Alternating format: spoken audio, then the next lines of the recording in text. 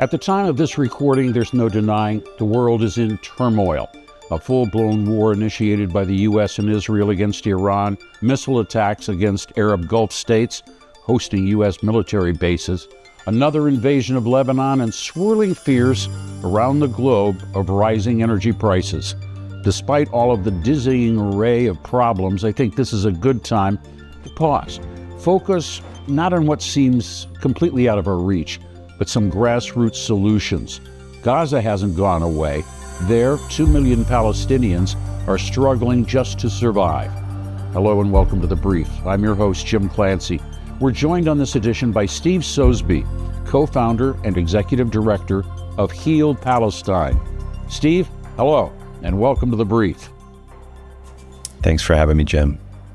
When we look at all of those big problems and what we can achieve, doing some of those smaller things, what is it that Heal Palestine tries to do? We're trying to address areas on the ground in Gaza and in Palestine in general, the West Bank as well, that we can directly impact in a positive way the lives of people who are suffering from circumstances which affect their daily life, their ability to survive, food, education, medical care, just basic things that many of us take for granted in our daily lives, having access to food, obviously, clean water, shelter, education for our children, healthcare is available for all of us. I think those are things that have been taken away from the Palestinian people, particularly those in Gaza. And we as an organization are coming in to provide those services, provide those resources, and enable people to get back, hopefully, to having some semblance of a life that enables them to raise their children and have some sense of security, although it's extremely difficult under these current circumstances to find the ability to reach everybody in need because of so many of the political factors which are dominating this conflict.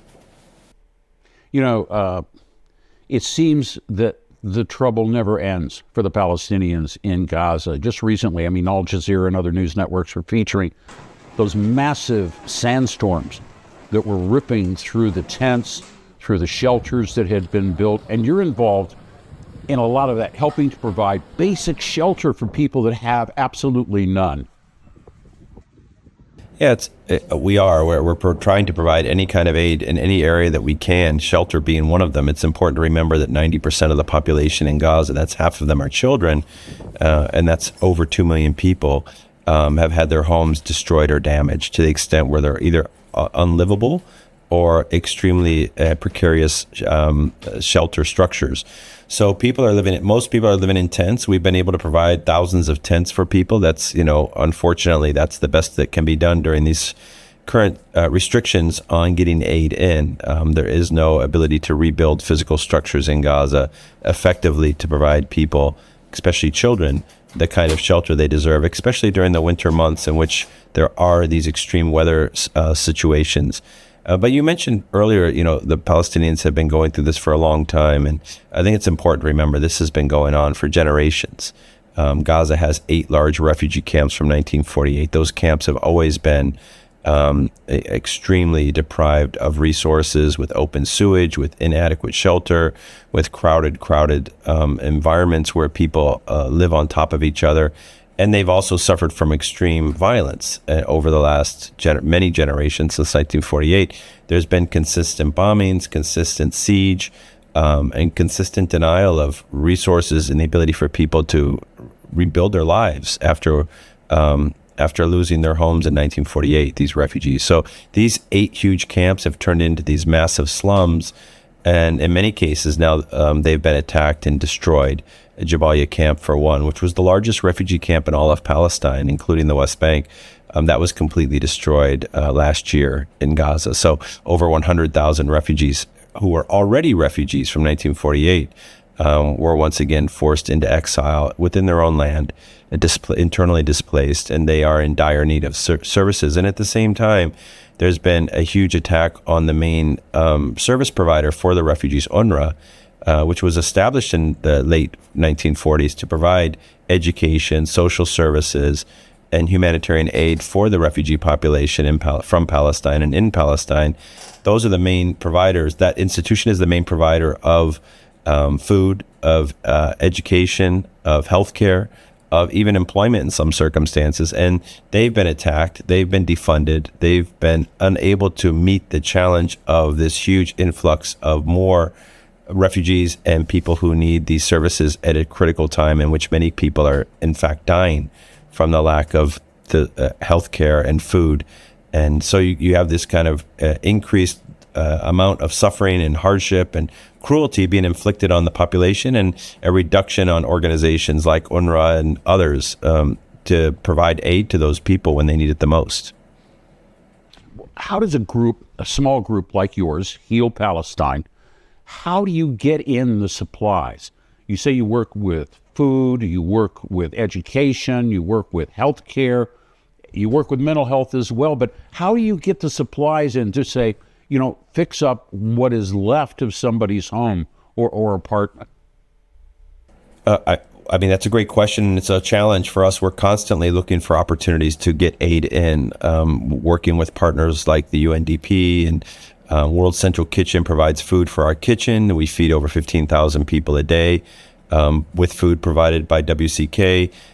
We ship our materials in through sources like the United Nations, who are able to manage the coordination of aid getting in. But obviously it's much, much less than what we should be able and what we could do if we were giving more access to aid getting into Gaza.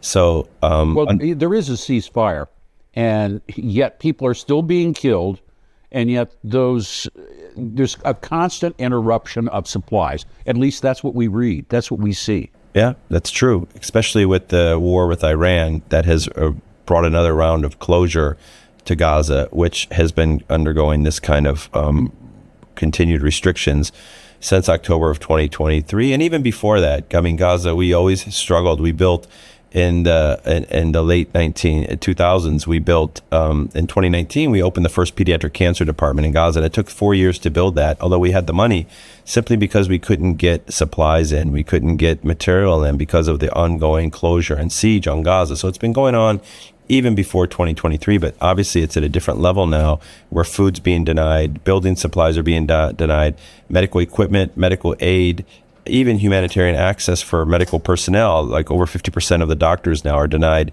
entry from foreign organizations coming in to provide surgery and medical care and training for the population and for the local healthcare providers. So the siege on Gaza, the closure of Gaza's borders, the inability to get aid to people in dire need, especially children, has resulted in this extreme humanitarian crisis, which is, we're seeing malnutrition. We're seeing children suffering from extreme hardship as a result of living in tents, as you said, under these horrific winter conditions, including these sandstorms. And also, kids are now not going to school. It's their third year of school they're missing. And, you have a new generation of young people growing up illiterate. And it's important to remember, in education, Gaza was one of the most literate places in the world. Their literacy rate before October of 2023 was 97%. So the Gazan people have always taken great pride in their education. Now their children don't go to school. Their schools are destroyed or full of displaced people. Their universities have been destroyed. So in every aspect of life in Gaza, every aspect, the healthcare, the education, the daily life of clean water, of shelter, of food, of work, of infrastructure, the roads have all been destroyed. Everything has been destroyed. Everything has been targeted. Everything has been eliminated. And as a result, we're sitting and watching this huge population of civilians, of innocent people, half of them children, going through these horrific conditions, which, there's no real way to even describe it, because in every context, in every aspect that we can imagine, whether it's a mom, who needs a formula for her child, whether it's a child who has cancer, who needs medical care and chemotherapy, whether it's a child, a high-achieving student who's gifted, who now has been idle and not in school for 3 years, every aspect of life has been destroyed in Gaza, and the impact is just immeasurable. In your view, and you've got teams on the ground, in your view, I mean, what is there any justification for this? What is the goal? Why? That's the question. People, they look at Gaza and they say, well, why is this continuing? Why are they still prosecuting this? Is it for security reasons? I mean, I think they often make the argument that it is a security issue, and there's probably some justification in that, considering what happened in October of 2023. But I think if you look also with the political statements that come from Israeli politicians, not the security apparatus, but the Israeli political leaders, especially to the right of the current government, which is pretty far right, their intention is to wipe out Gaza, to remove this this demographic issue. The whole question of Israel and the entity of a Jewish state remaining a democracy depends on a majority Jewish population. And when you have in Gaza 2.4 million non-Jews who live under Israeli occupation, they're still under Israeli control, that obviously makes it a very huge challenge to remain a democracy when you have 50% of the population non-Jews being ruled by a Jewish state. So that has created this tremendous political challenge in Israel, in which many of these far-right leaders see the solution as removing this population. Well, the population doesn't want to be removed. It's their land. They have deep roots there. And so they're resisting this removal. And the only way to get rid of them now is through violence, through extreme violence, by creating circumstances on the ground in which they're not able to live, to have food, to have shelter, to seek better lives outside. And therefore, we see that this whole Greater Israel project, this whole effort to change the demographic balance in Israel-Palestine is resulting in this policy of removing the population from Gaza. And there's been always discussion in Israeli politics, in Israeli media, and in the intellectual circles that Gaza is this thorn on the side of the Israeli state, and the best thing is to find a way, somebody to take it. The Egyptians would not take governing Gaza. They would not take incorporating Gaza into Egypt. And therefore, it remained a problem for Israel. And Israel, instead of solving the problem politically and finding a just solution to the Palestinian question, to the Palestinian issue, they've taken the route of trying to solve it through violence and through force. Well, at the same time, there are people like your organization, Doctors Without Borders, other groups that are trying to get in, and you say that now they are being blocked as well. We know there's a long history of the demonization of UNRWA, and they have tried to fight back against that and stand up for what they see as their legitimate role as appointed by the by the United Nations. Yeah, I mean, right now it's not clear what the role of NGOs are for the future of rebuilding Gaza. You have this effort by led by the United States president to build the Board of Peace, which was stated as an entity which would result in the rebuilding of Gaza. It's not clear exactly what pathway or what the intention is or the long-term vision is for rebuilding Gaza. Does that include the Gaza people? What is the future rule of Gaza? Who will be in charge? What will be the rights of the people there to live on their own land with self-determination? These are all basic core questions that nobody has the answer to. It's not been stated. And therefore, for organizations like ours and Doctors Without Borders and UNRWA and many, many other NGOs, which are on the ground trying to have a positive impact, trying to improve the lives of people, trying to give children and people there the basic services that I mentioned earlier, education, health, the sustainability of daily life, it's not clear to us what our future holds. We do know that some NGOs have been approved to operate in Gaza without any real ties to that region, or maybe having Christian religious motivations to work there. But for a lot of the organizations which are traditionally involved in this issue, they're making it more and more difficult for us to operate and to provide the kind of care that we have. NGOs tried to reach out to this Board of Peace, this new Board of Peace, because there's so much about that organization that is so murky. There's not even any Palestinians on the Board of Peace. And we look at it, but is there any communication where you say, I would like to do this project. There's a need. I have to fill it. We need to fill it. I can help you do that. I've not heard of any opportunity to reach out to them, any pathway for communication, any opportunity for organizations to come in and play a role in helping to rebuild. It may still be in the early stages for that. As I said before, it's not clear exactly what the future of Gaza holds. Right now, it's in this kind of limbo in which the borders continue to be closed or opened a little bit, or aid comes in to different degrees, and people's lives go from extremely difficult to sustainable. But it's not clear exactly what the future holds and what the role of the Board of Peace is. Are there opportunities for NGOs like ours and others to come in and have a more direct role in providing aid for the people in need right now? We've not heard that there is any opportunity for that. You know, as we try to look at this and see what are the potential solutions and how we can help, Americans look at it and say, it's a long way. This is really Palestinian problem. It's been going on forever. We really don't have much of a say in it. But Americans really do have a lot of responsibility when it comes to Gaza and the people that are still being killed despite a ceasefire.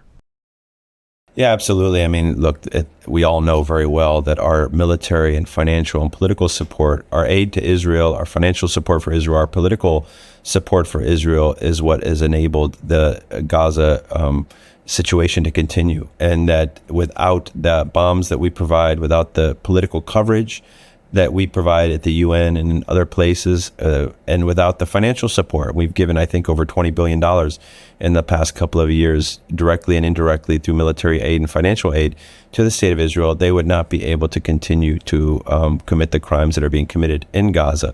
And as a result of that, it's our responsibility as Americans, as taxpayers. That's tax money that comes out of our pockets that could be used in our country for providing services and support for the American people who are in dire need in these types of resources that are consistently becoming more and more scarce in our own country. That's going to provide bombs and continuing to commit the kind of crimes that are affecting the population in Gaza to a level that has not been seen in modern history.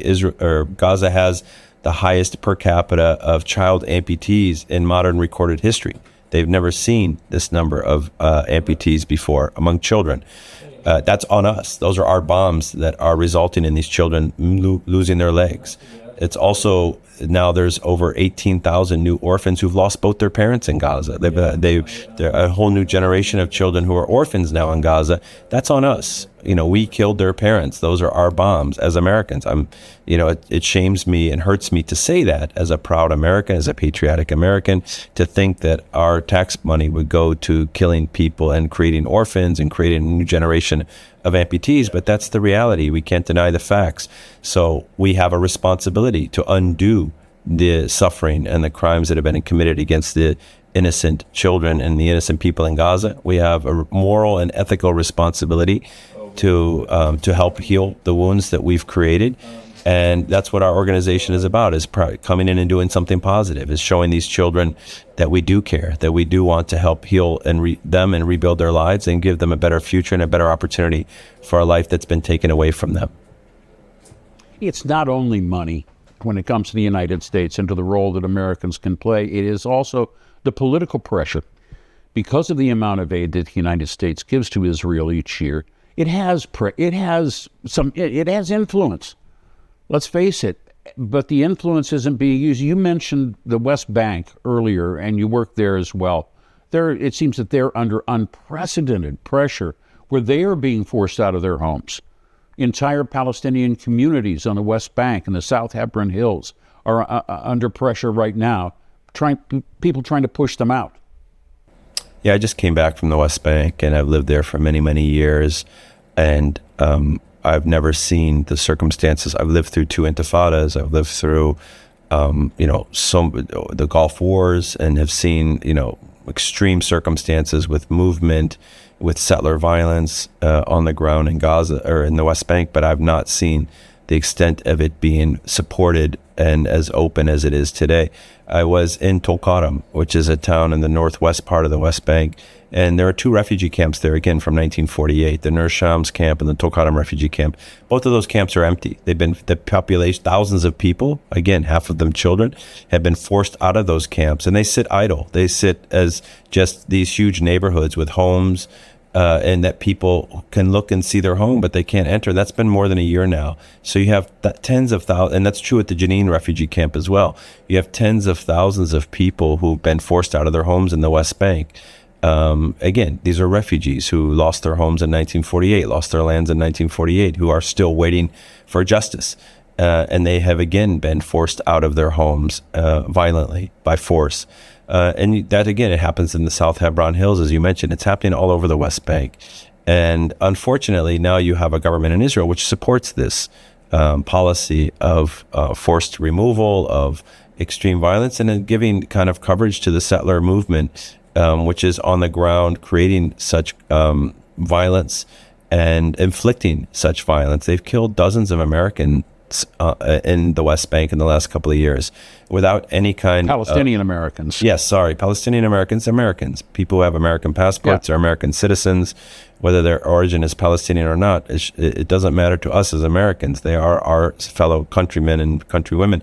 They've been killed. And we haven't heard, I don't think that Americans have really heard much about that.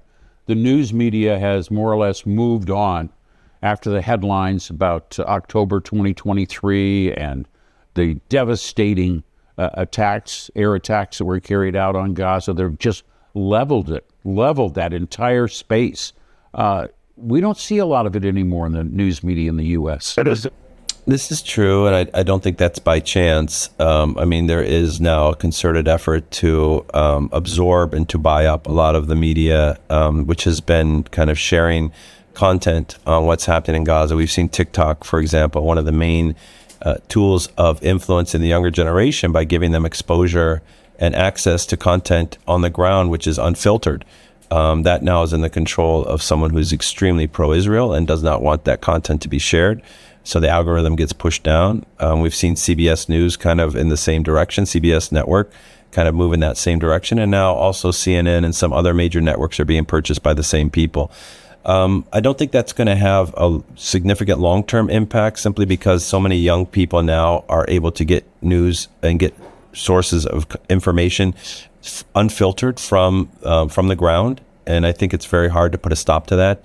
The young people are very smart. They'll go and seek their information where they know it's not being propagandized or filtered too much. So these efforts, although they do have an impact on the older generation and people who still depend on traditional mainstream sources of information, that the younger people are still able to get access to content and to information that exposes what's happening on the ground there. And that's why I think you see a generational shift between people in this country on this issue. The younger generation under the age of 30 have shifted the public perception, the public support for Israel and for Palestine on this particular issue because they do get information not filtered and not propagandized through non-traditional sources. And that's put a very significant scare into the hearts of people who do not want the scenes of bombed Gaza or amputated children or parents digging with their fingers through the rubble to try to save their children or find their children. They don't want those scenes to be seen, but they are being seen by the younger generation, and that's making a significant impact on a younger generation growing up and having a very pro-Palestine stance.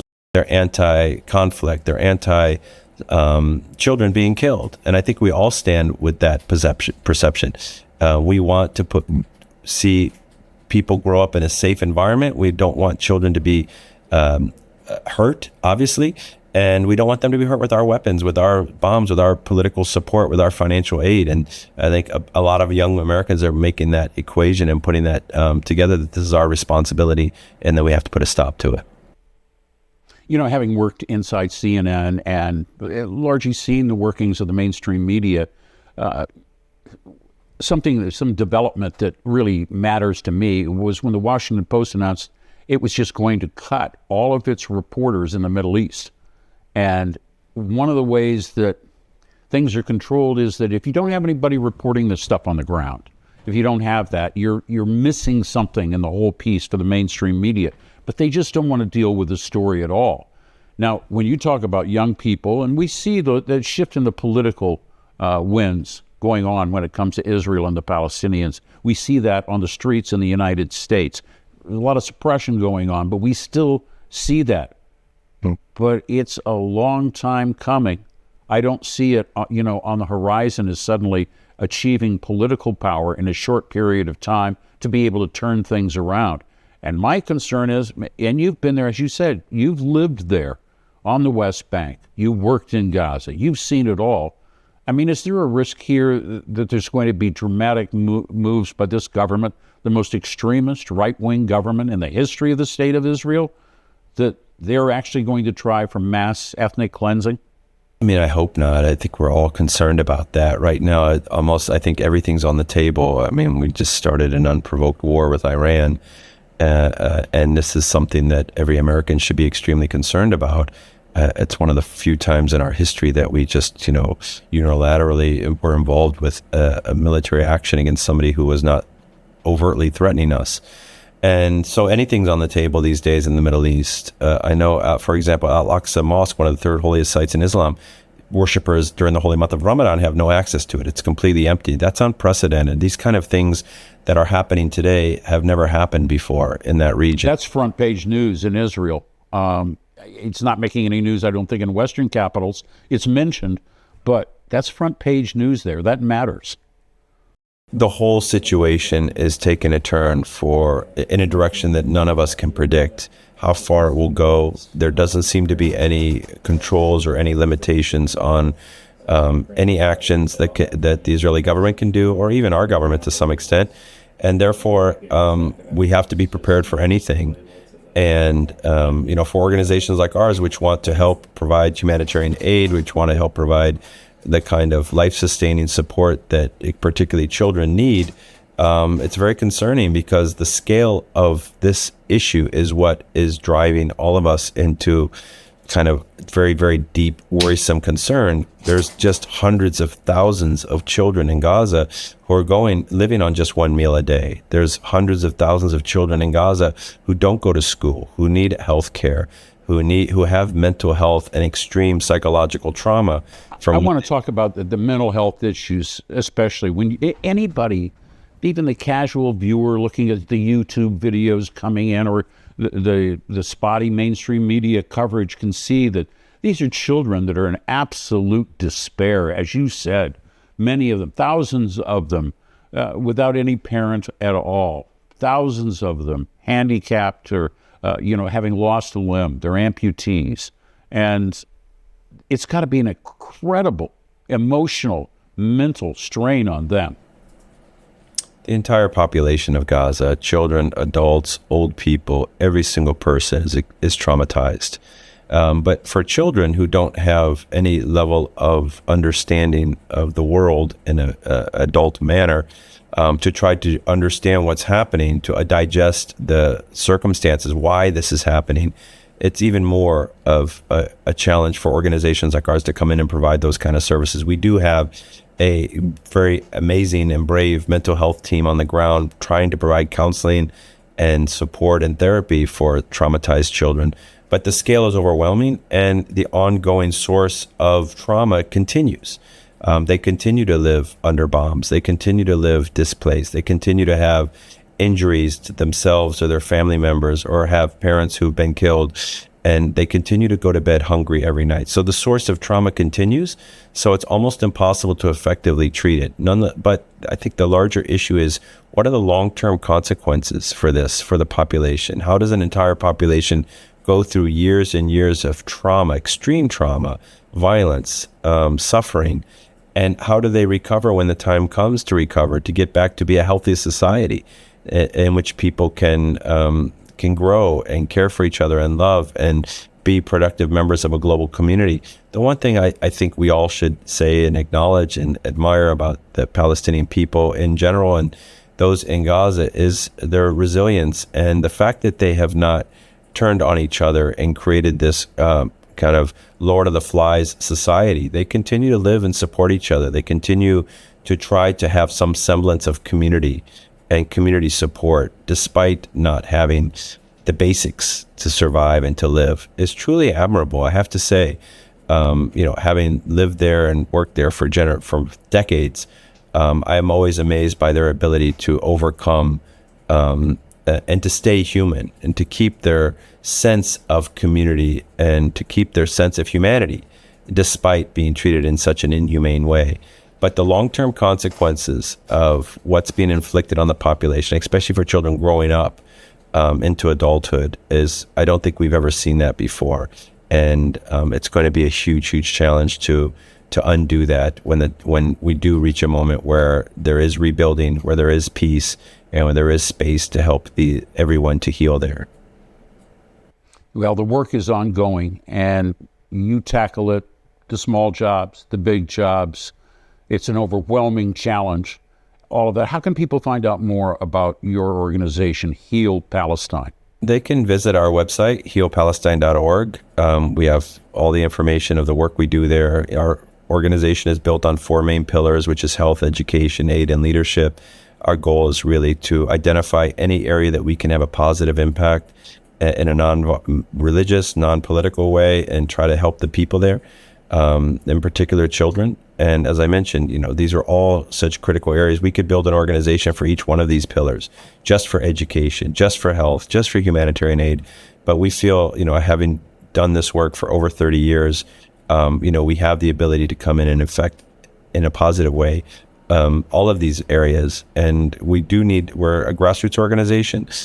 We do depend on the support of individuals all over the world, not only to give us the resources to do the amazing programs that we're doing on the ground there, but as volunteers to go and support our kids that come out for medical care or go on medical missions or to organize and support our organization. It's an opportunity for people who are frustrated or, feeling very helpless to have a positive impact on an issue that is becoming more and more, I think, extremely distressing for people to witness, and to do it in a way in which you can directly affect the lives of children who are in need of help. So healpalestine.org is our website. You can follow us on all of the social media platforms. We constantly update people on the positive work that we're doing. And we hope that people will support us so we can grow and continue to have the impact that we're having now. Steve Sosebee, I want to thank you very much and your people for all that you do there. Thank you, Jim. Thanks for being with us on The Brief. Thank you. And thank you for joining us. Please explore many of our other episodes of The Brief Podcast. You can find us on YouTube, Spotify, and Apple Podcasts. Give us a like or subscribe. For a complete listing, you can find more information at thebriefpodcast.org. For now, I'm Jim Clancy, and you've been briefed.